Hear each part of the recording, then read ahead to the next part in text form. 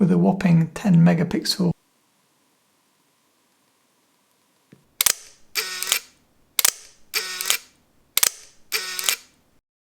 Hello, welcome back to the channel. In this video I'm going to consider 10 reasons whether the Leica M8 is still a viable option in 2020. Firstly, for those of you that don't know, the Leica M8 was the first Leica M digital camera, released in 2006. The Leica M8 shares similar characteristics to other Leica M cameras. As you can see, compared to my Leica M6, they look very similar. So 14 years on, is the digital Leica M8 still worth considering as a viable option if you're looking to buy a digital Leica camera? Number 1, price. I've done my research ahead of this video. The Leica M8 is the most cost-effective way to get into the digital Leica M camera market. This is Leica, so the prices are going to be higher than Nikon, Canon, Sony, other brands.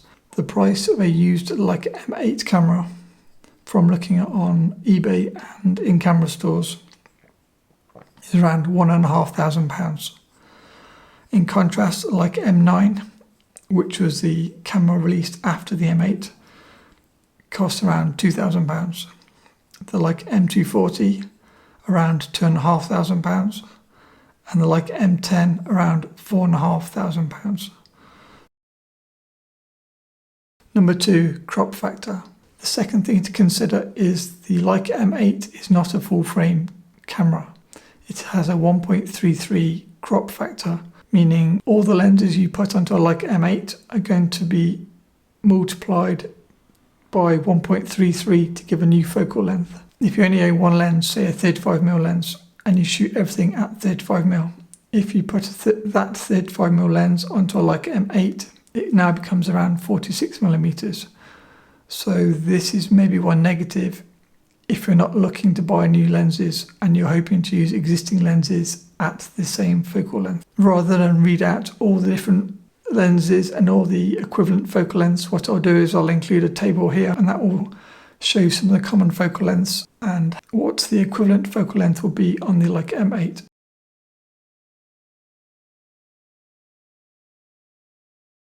If we're looking at the crop factor as a negative in terms of if you already own a lens, you could also see it as a positive, because if, for example, you have a 28mm Leica L lens and you already own a Leica M6, for example, on your Leica M6, a 28mm lens will be 28mm.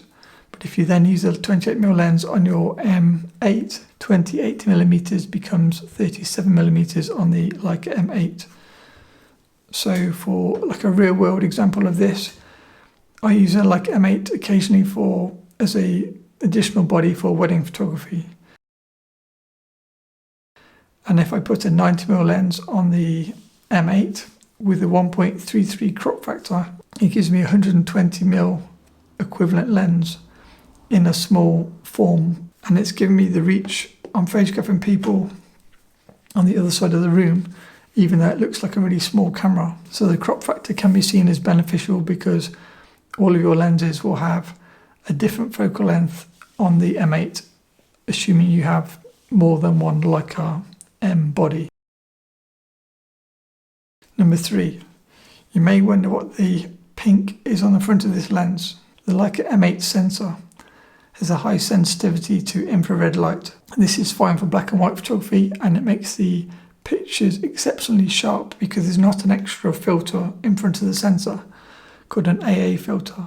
The problem of having no AA filter is the colours are not true to life in certain situations. If you photograph green grass, it is no longer green grass, it's like a now mucky, yellowy, browny grass.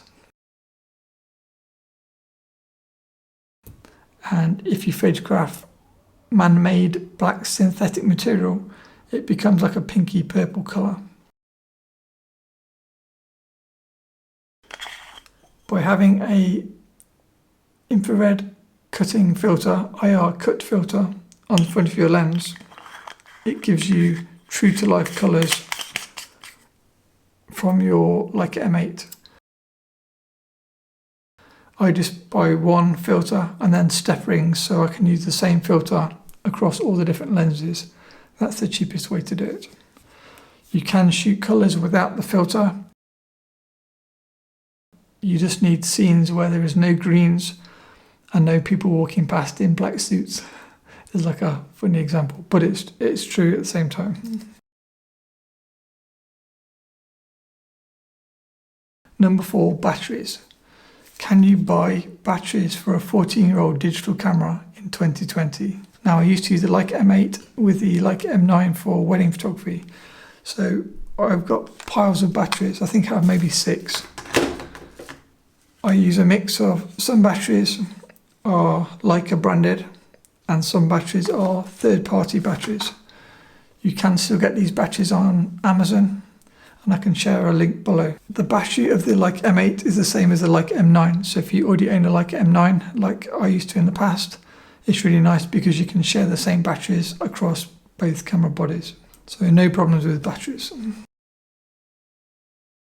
Okay, number 5, Framelines. The Leica M8 is different to most other Leica M cameras, such as the M6, in terms of, yes, it has the frame select button on the side, meaning you look through the viewfinder with the camera turned off, and as you press it, it will display different lines within the viewfinder to be equivalent to different focal lengths, so you can decide what lens you need for your given scene or given situation. Where the Leica M8 differs is because it was designed around the crop factor of the camera. It still has the 3 pairs of frame lines, but it's not the same 3 pairs of frame lines that you will find in, say, the Leica M6. So normally you would have 28 and 90 millimeters, meaning if you put a 28mm lens or a 90mm lens on, you'll get one on the outside, one on the inside, 28 and 90. You have 50 and 75, meaning 50mm or 75mm lenses will give the same 2 frame lines, obviously 50mm being the outer of the 2, and 35 and 135mm frame lines. The Leica M8 is different in that it has 24mm and 35mm frame lines, and no 135mm. This is because of the crop factor. They designed the frame lines around the equivalent focal lengths. So it's just one thing worth noting. Another thing that people say is to be aware of, a popular lens that people sometimes use on the Leica M8 because it's cost effective is the Voigtlander Nocturne 40mm, which I've used and obviously have. The Voigtlander Nocturne 40mm triggers 50mm frame lines, which are quite small frame lines in the camera. Whereas if you use a Voigtlander Nocturne 35mm, it triggers the true 35mm frame lines.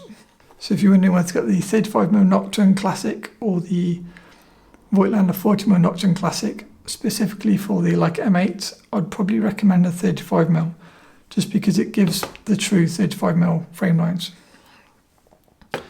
And to explain that further, 35mm frame lines means it's giving you the equivalent 35mm frame lines. So it's giving you 50mm frame lines for your 35mm lens. Just to make that kind of clear as the difference between normally a 35mm lens and a Leica M6 will give you 35mm frame lines. But the M8 is designed to give the equivalent frame lines. Okay, number 6, sound. Is the Leica M8 a super stealthy street shooter machine? Is the Leica M8 suitable for extremely quiet church weddings? Answer, no. Do you want to hear how stealthy the Leica M8 is? Keep quiet or you won't hear it. And with the lens taken off for full effect. Are you ready? It's not very quiet. I believe the Leica M8 II was designed with a more quiet shutter, but the Leica M8 is noisy. So if your style of street photography is sneaking up on somebody, taking a shot with some super quiet Sony or something, and then getting away before they've even noticed, If you do that with a Leica M8, they'll probably turn around and knock you over the head with something if you're in the wrong place or they didn't take to you very well. So if you do like the stealthy, jokes aside, if you do like stealthy street photography, the Leica M8 is not really suited. It's not really been an issue for me, even for weddings. Number 7, speed. Now, when people ask me on emails and forums and via the blog, is the Leica M8 still a good camera to buy? My biggest hesitation is speed. Now, speed, I don't mean how fast you can focus and take a picture, because with an optical viewfinder, the speed of use is going to be the same as any other Leica M rangefinder camera. Problem is with speed is the buffering speed. If you take photos in fast succession with a Leica M8, it starts to buffer and then it just stops. So I can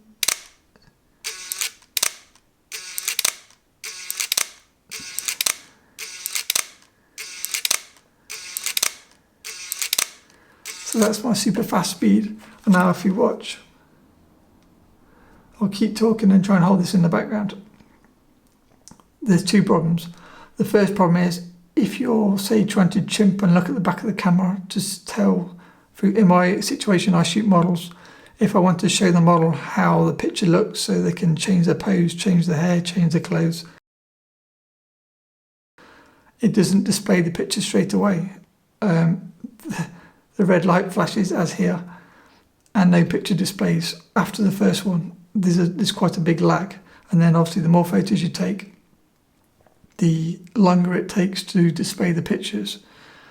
The second situation is, even if you're not trying to chimp on the back of the camera, where any good photographer probably doesn't chimp on the back of the camera anyway, especially if you're used to film cameras.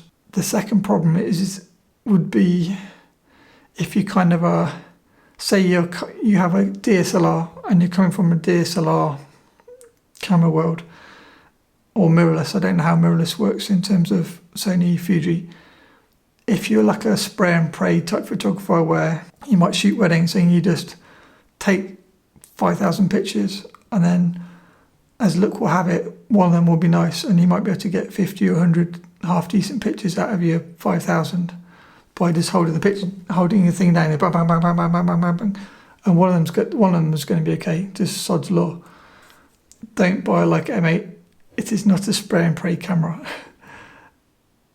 It's more like shooting a Leica film camera. You have plenty of time to consider your shot and take your picture, but it's not a rapid fire machine. You could probably shoot your Leica M6 faster than your Leica M8 to shoot through a roll of 36 exposures. I'm pretty sure the M8 will stop much before 36 exposures. So film cameras are faster than the Leica M8. Just something to be aware of. It's kind of as a user. To make it faster, if you shot only JPEG, it will be quicker than if you shoot DNG. I shoot DNG only. And so because the files are larger, albeit not that large compared to modern cameras, it takes more time. Okay, number 8, high ISO. Is the Leica M8 suitable for digital photography in 2020 when there's all these Sony cameras that go up to ISO 1 million? You can still use a Leica M8 in the modern day. It's no different from using it 10 years ago. The main thing to consider as a user, I think of it more like shooting film.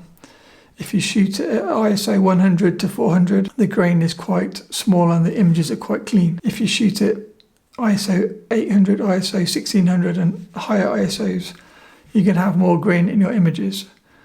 This can be a plus if you want the more of a filmic, grainy type of image, so you can use it to your benefits. Limited high ISO is not always a bad thing. If you do want to use the Leica M8 with clean looking images and low ISO, just use fast lenses such as whether it's a Summilux 50mm 1.4 or the Voigtlander Nocturne 35mm 1.4. Fast lenses will obviously mean you can use lower ISO. The other option is, if you've got a slow lens, you can just use flash and get around it that way. I used to use a lot of flash photography with the M8 and the M9 to bump up my light levels and kind of fake daylight.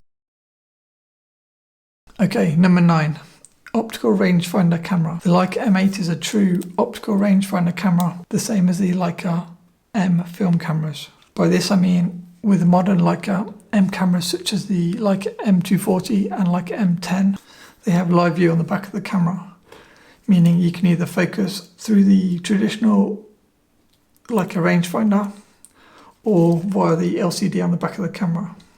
The Leica M8, the same as the Leica M9, has no live view, so you can only focus and compose via the rangefinder. For me, this is great because I love rangefinder cameras, but if you're relying on a LCD for your pictures, you see some photographers on YouTube where they're doing tutorials of things and they might be using a mirrorless camera and they're holding the camera kind of at arm's length with the flip out display, and that's completely alien to me. I'm used to holding a camera against my face. And number 10, potentially the biggest reason to buy the Leica M8. The Leica M8 has a CCD sensor, the same as the Leica M9. The main difference being the Leica M8 has the 1.33 crop CCD sensor. The Leica M9 has the full frame CCD sensor. After the Leica M9, all the cameras after that time changed to CMOS sensors. Is that a big thing? Yes, it's a massive thing. Why do I say that? I had a Nikon D800 36 megapixel top of the range at the time, obviously full frame DSLR camera with a CMOS sensor. I spent so much time trying to inject any kind of interest into the images. That's what turned me originally to shooting film, because I was having to put textures on top of images. I was doing free lensing, I was using medium format lenses, anything I could think of to try and put some life into the flat and boring CMOS sensor photos. And I went from a 36 megapixel at the end, I think it was supposed to be one of the best cameras on the market, Nikon D800, to the 10 megapixel Leica M8. And I'd spend maybe 3 hours trying to make one Nikon photo half worthy to go on the internet. And then I'd use the Leica M8 in JPEG mode, and I was posting JPEG straight out of camera, straight onto social media. No editing at all. Now, that tells you either I got less picky or the camera's doing something special. One myth I'd like to talk about is they always say Leica lenses give the Leica look. I would wholly disagree that Leica lenses give the Leica look. Yes, vintage lenses give a vintage look, which is more interesting. It doesn't need to be a Leica lens, it can be an old LTM Canon lens, for example.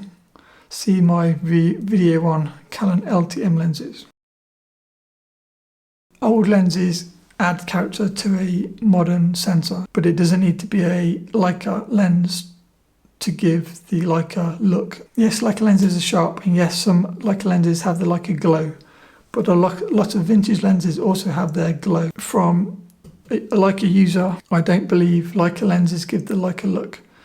Yes, compared to a different system, the Leica system look gives a different look to a Nikon look or a Canon look or Sony look, because it's a combination of the lenses and the sensors in the past. Now you can use obviously Leica lenses on a Sony camera or a Fuji camera, but you still won't get the same look as photos shot with a Leica M8 or a Leica M9. Why? Because the Leica M8 and the Leica M9 has the CCD sensor. If you like film photography or the popular look of film, yes, you can buy presets to try and mimic the film look, but if you want to do it properly, the nearest thing you can get to a digital film camera, if there was a thing, is the Leica M8. It is more filmic than the Leica M9 because, as I said before, the grain structure is larger and the dynamic range is less, meaning you get quite contrasty, you'll blow the highlights and you will lose your shadow detail in high contrast situations if you shoot, say, black and white JPEGs.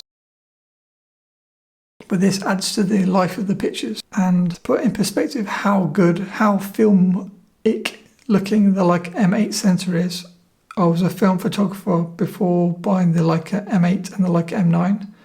I bought these cameras and my film photography completely stopped for maybe 12 months, nothing, because I was completely satisfied with the filmic look coming straight off these digital sensors. To kind of back up how good the CCD sensors are in terms of a interesting look like no other, I then bought I part exchanged my Leica M9 for a Leica M240. It took me 12 months from the purchasing of the M240 before I started to almost like the photos. This might sound exaggerated for this video, but if you look on the my.mrleica.com blog and search words to the effect of learning to love the M240, you'll see it took me a year to like the photos, because the M240's got a CMOS sensor, not a CCD sensor, and they're just flat and boring out of camera. And what I did was I developed Lightroom presets, which are the ones I sell on my blog, and now I just apply presets to all my images straight out of camera,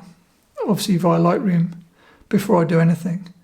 And that gives them a bit more of a look that I hate less. I don't mind the images now, whether it's a Leica CL, like M240. Maybe time is a good healer, but I now don't mind the photos with the presets applied compared to how much I hated them when I first got the CMOS sensor. But the Leica M8 is a good camera. I'll put my neck on the line, as they say, and I would say to any Sony user, Fuji user, Nikon user, Canon user, if you borrowed a Leica M8 for the day and compared it to your latest and greatest digital camera, I'd pretty much guarantee you're going to get more interesting images from your Leica M8 than you will from any of the top of the range digital cameras on the market today with a CMOS sensor. I think that's a good way to round up this video. So to finish on a positive, the Leica M8 sensor gives the most filmic looking digital photos I know of from any camera. The price is the cheapest of any Leica M digital camera. You can still get batteries. One SD card will last you about a week, because the big SD cards compared to the 10 megapixel file size means you're never going to fill a card. The crop factor, maybe a love-hate thing. I enjoy the extra reach it gives me. It gives all my 50mm lenses a bit extra, meaning for portraits it's actually better than on a full frame camera.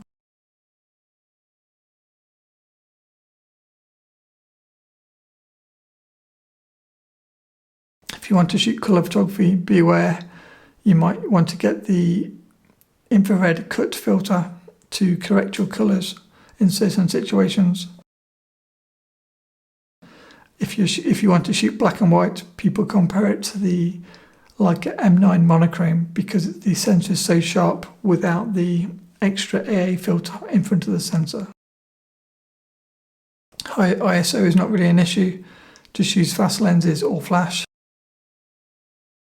Yes, it's not really a quiet camera and it's not a fast camera, but if you have time to enjoy your photography and you're not in an environment that requires a super silent camera, I would highly recommend the Leica M8 to anybody in 2020. If you enjoyed this video, please like, subscribe, share, and then I'll know whether to do more similar videos going forward. I try to use the number of likes as a gauge of what people want to see and what people don't want to see. Thanks for watching, and see you in the next one.